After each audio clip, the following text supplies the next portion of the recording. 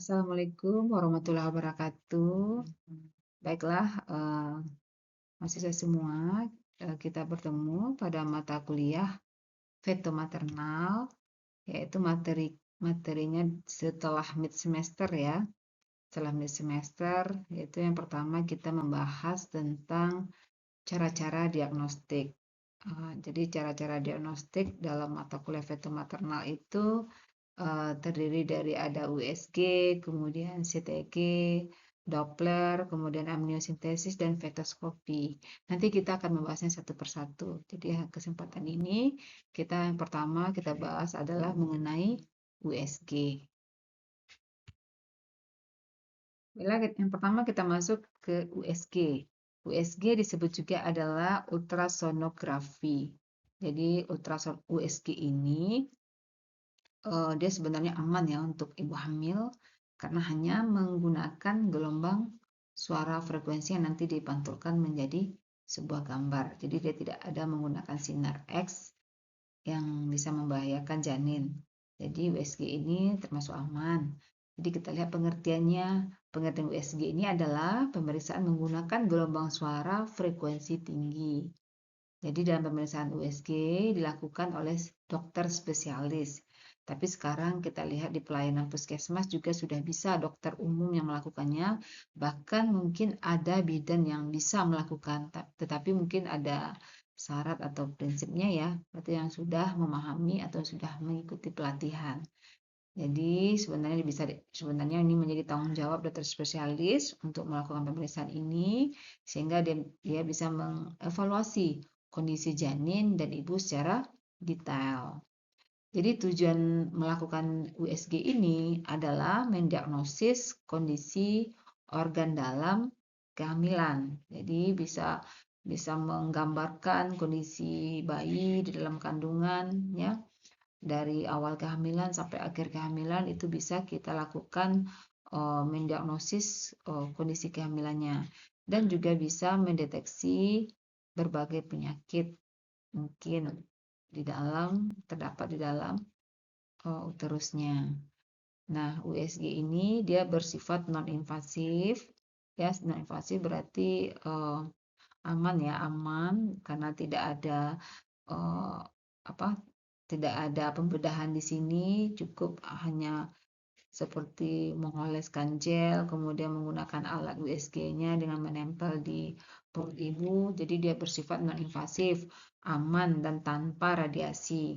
Nah, tapi ini adalah prinsip kerjanya. Prinsip kerja USG ini dia menggunakan transducer untuk mengirimkan gelombang suara tadi sehingga nanti bisa dipantulkan kembali ke jaringan tubuh dan dia bisa keluar di dalam monitor di dalam pemantauannya gitu ya. Kemudian USG juga mengubah bentulan menjadi sebuah gambar yang nanti bisa dianalisis atau dilakukan pemotretan dari hasil USG tersebut. Baiklah, untuk waktu pemeriksaan ideal untuk pemeriksaan USG ini, jadi sebenarnya kalau berdasarkan Kemenkes RI ya, itu minimal 3 kali selama kehamilan atau 1 kali dalam 1 trimester. Jadi kalau kehamilan sehat ya cukup ya segitu 3 kali per trimester. Kalau ada risiko tinggi bisa lebih sering atau sesuai dengan arahan dokter. Jadi ketika pada trimester 1 itu diperkirakan usia kehamilan dilakukan pemeriksaan USG itu usia kehamilan 11 sampai 14 minggu. Tujuannya adalah untuk melakukan konfirmasi usia kehamilan. Kadang-kadang kan ibu hamil sering lupa ya terhadap HPHT-nya gitu ya.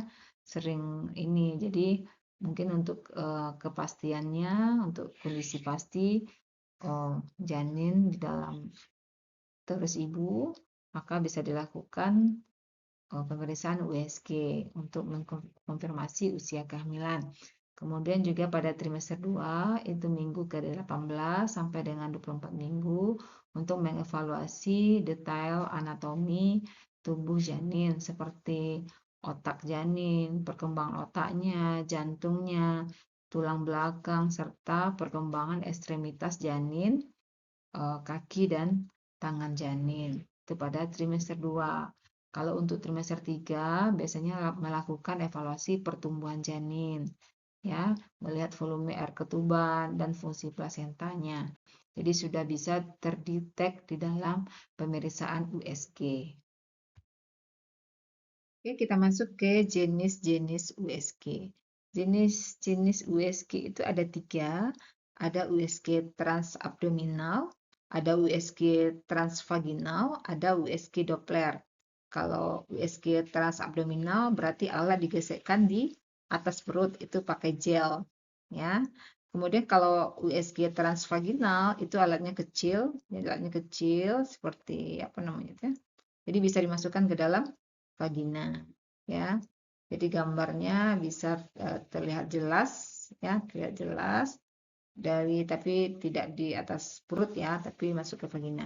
Itu transvaginal. Kemudian juga ada USG Doppler.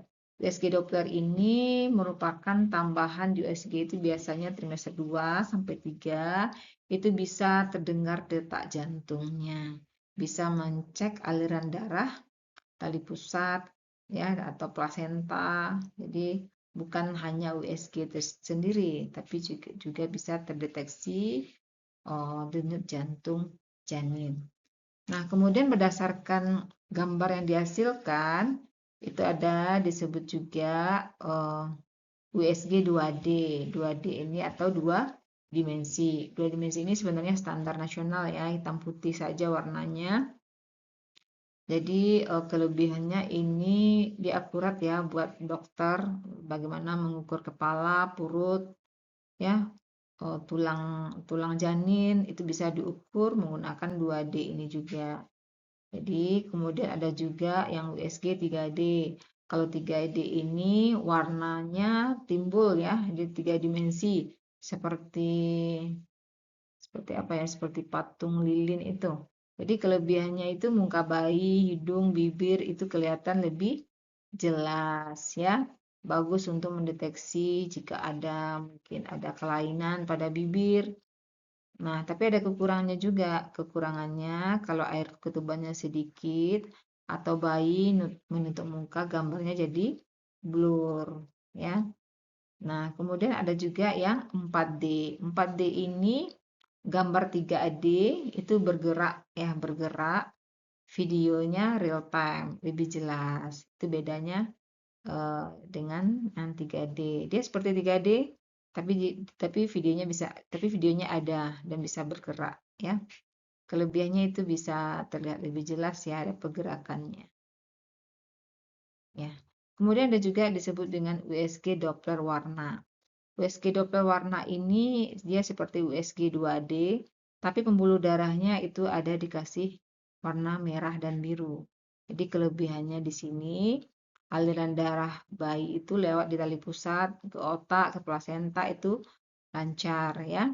Penting untuk diketahui ini kalau ada risiko pada bayi. Atau mungkin ada tanda-tanda preeklamsi. Nah, jadi itu USG Doppler warna itu lebih terlihat. Nah, jadi kemudian untuk persiapan pasien itu sama ya, tergantung jenis USG-nya. Tentu si ibu perutnya kosong, kandung kemihnya jangan sampai penuh, ya. Harus dilihat dulu, si ibunya harus kalau kandung kemihnya penuh tentu harus dikeluarkan dulu. Kemudian kita menjelaskan prosedur, kemudian memberi gel konduktif pada area yang akan dilakukan pemeriksaan. Kita masuk ke langkah-langkah pemeriksaan USG. Di antaranya kita mulai dari persiapan alat dan pasien, kemudian pemilihan jenis transdusernya apa, USG-nya, kemudian untuk USG itu tetap menggunakan aplikasi gel pada kulit sebelum dilakukan pemindaian. Selanjutnya baru dilakukan pemindaian area tubuh yang relevan. Selanjutnya interpretasi gambar oleh tenaga medis yang melakukan pemeriksaan. Kemudian seterusnya dilakukan pembersihan dan dokumentasi dari hasil USG. Oke, kita lanjutkan keterbatasan USG.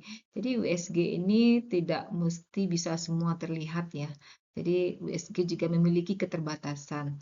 Keterbatasan yang pertama, hasil yang kita dapatkan tentu ada kualitas gambar ya. Kualitas gambar tentu tergantung operator yang melakukan pemeriksaan. Makanya operator yang melakukan pemeriksaan itu tentu harus terampil, harus kompeten ya, harus bisa menggunakan alat tersebut sehingga kita bisa menghasilkan kualitas gambar yang bagus.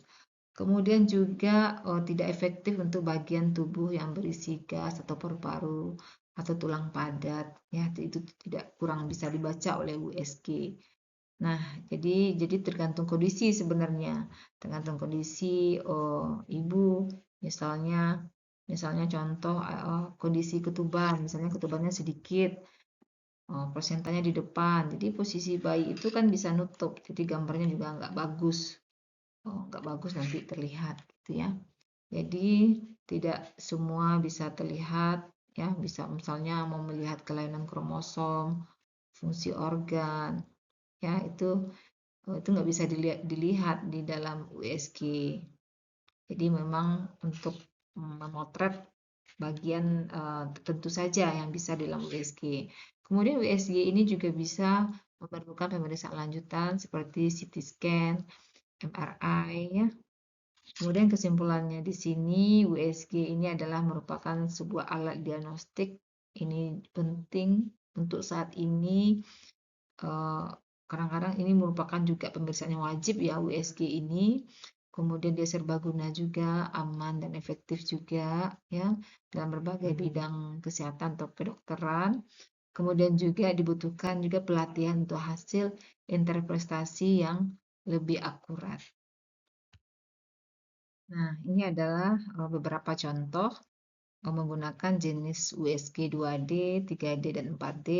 Di sini terlihat perbedaannya, ya. Jadi ini yang pertama yang hitam putih ini merupakan USG 2D. Hasil fotonya berupa hitam putih dan masih buram atau kurang jelas. Tapi bisa mengukur kepala, mengukur badan itu bisa ya. Kemudian untuk yang di tengah ini merupakan hasil USG yang 3D. Di sini terlihat ya, fitur wajah janin bisa terlihat cukup jelas. Nah, kemudian yang 4D sebenarnya sama dengan 3D, tapi bedanya adalah gambarnya lebih tajam, kemudian juga bisa bergerak. Kalau janinnya itu bergerak. Jadi bisa bergerak seperti kenyataannya, seperti real time-nya gitu ya. Jadi itu perbedaan antara 2D, 3D, dan 4D. Kita lanjutkan yang kedua, yaitu adalah USG transvaginal. Oke, kita masuk ke pengertian dan tujuan. USG transvaginal adalah pemeriksaan ultrasonografi juga menggunakan probe yang dimasukkan ke dalam vagina untuk menghasilkan gambaran organ reproduksi wanita secara lebih detail. Ya, tujuannya adalah pertama mengevaluasi kondisi uterus, karena dia akan terlihat langsung, kemudian ovarium juga akan terlihat lebih jelas, ya. Karena pemeriksaannya menggunakan vaginal. Untuk deteksi kista, mioma, atau ada kelainan-kelainan lainnya, penilaian kehamilan dini juga bisa, kemudian investigasi nyeri panggul atau perdarahan abnormal. Biasanya indikasi melakukan pemeriksaan USG transvaginal itu ada keluhan nyeri panggul. Nyeri panggul atau nyeri dysmenorrhea juga bisa, nyeri yang terus-terusan, mungkin nyerinya bisa melebihi nyeri ringan ya, bisa nyeri sedang atau nyeri berat.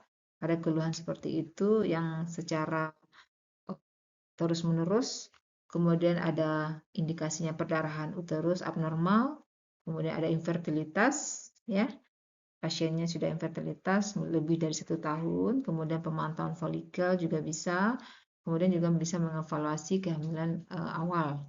Itu indikasi melakukan pemeriksaan USG transvaginal. Persiapan pasiennya apa? Yang pertama tentu kita harus menjelaskan prosedur dan memperoleh persetujuan pasien, mengosongkan kandung kemih, menjaga privasi dan kenyamanan pasien.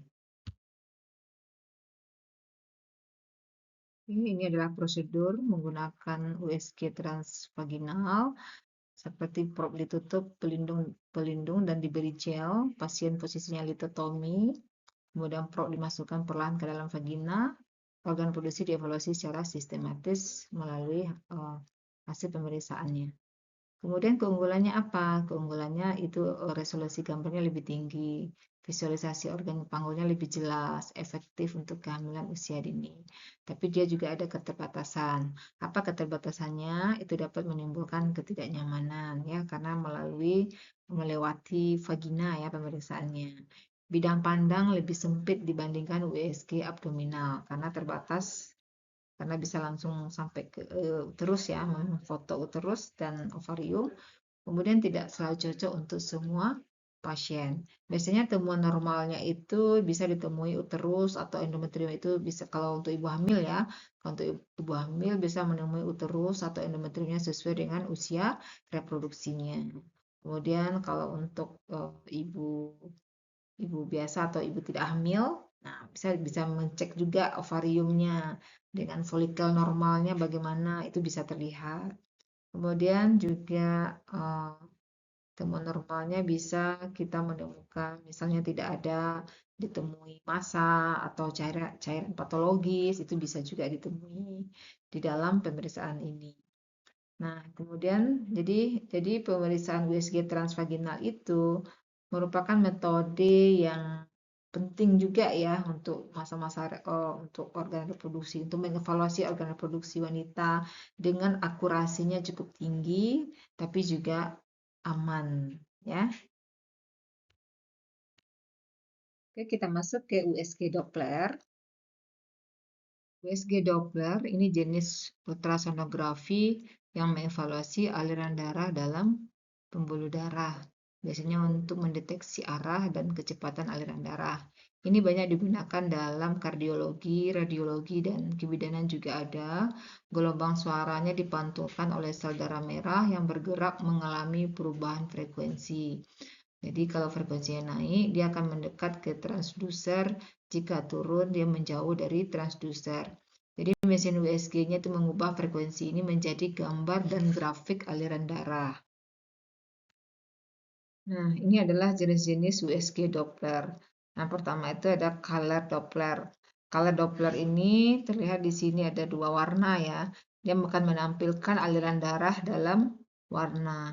Ada warna merah, ada warna biru. Kemudian kalau spektral Doppler itu adalah menampilkan grafik kecepatan aliran darah. Jadi bisa dibaca juga dari spektral Doppler.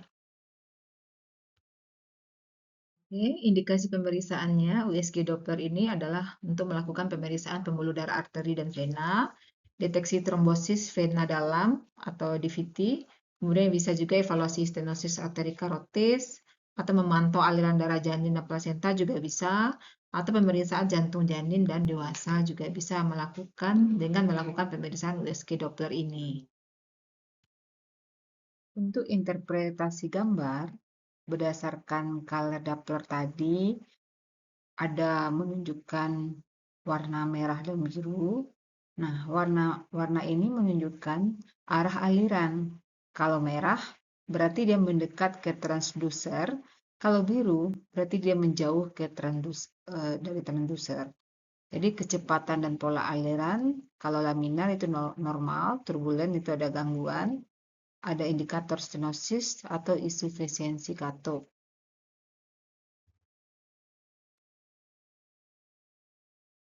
USG Doppler ini memiliki keunggulan dan keterbatasan. Di antaranya keunggulannya atau kelebihannya, pertama dia bersifat non-invasif, real time, tanpa radiasi dan biayanya juga relatif rendah. Tapi juga memiliki keterbatasan, di antaranya tidak bisa siapa saja yang melakukan pemeriksaan karena itu tergantung operator yang mampu bisa melakukan pemeriksaan. Kemudian terbatas pada struktur dangkal dan sulit menembus jaringan yang bertulang atau yang mempunyai gas. Oke, yang terakhir kita masuk ke fetal Doppler. USG fetal Doppler ini digunakan untuk mengevaluasi aliran darah janin dan plasenta. Dan ini sangat penting untuk mendeteksi jika ada gangguan pertumbuhan janin dan kondisi risiko tinggi pada ibu hamil. Kemudian juga bisa mengukur arah dan kecepatan aliran darah dalam pembuluh darah janin. Tujuan pemeriksaannya adalah menilai fungsi plasenta, mendeteksi restriksi pertumbuhan intrauterin atau IUGR, kemudian mengidentifikasi hipoksia janin, serta memantau kehamilan risiko tinggi, bisa preeklamsi, bisa diabetes gestasional atau penyakit lainnya. Nah, fetal Doppler ini merupakan alat medis yang digunakan untuk mendengarkan detak jantung janin atau bayi di dalam kandungan. Biasanya itu digunakan pada trimester kedua atau ketiga dalam kehamilan setelah detak jantung janin itu dapat didengar dengan jelas sehingga nanti akan bisa keluar langsung frekuensinya normal atau tidak. Fetal Doppler juga memiliki cara kerjanya seperti USG, yaitu dia juga memancarkan gelombang ultrasonik ke dalam tubuh, kemudian diterima kembali oleh sensor dalam alat dan diubah menjadi suara. Jadi suara inilah yang memberikan informasi tentang detak jantung janin dan membantu memantau kesehatan janin selama kehamilan. Kemudian radiasi gelombang dari alat ini terjamin aman ya karena tidak ada mengandung sinar X ya atau apa gitu. Jadi dia memang bersifat non-invasif juga dan tidak berpengaruh pada kesehatan janin. Radiasi gelombang ini dari alat ini terjamin aman, tidak berpengaruh kepada kesehatan janin. Jadi itulah fetal Doppler dan ini juga sudah kita gunakan juga ya bagi bidan di rumah sakit atau di puskesmas juga atau bidan yang berpraktek swasta ya juga sudah kita gunakan karena kalau kita menggunakan linek mungkin apa mungkin masih banyak keterbatasannya gitu ya. Itulah tadi yang kita pelajari mengenai cara-cara mendiagnostik untuk ibu dalam veto maternal, diantaranya tadi kita sudah mempelajari tentang USG, ya, ada USG abdominal, ada USG transvaginal, ada USG Doppler, dan ada juga fetal Doppler.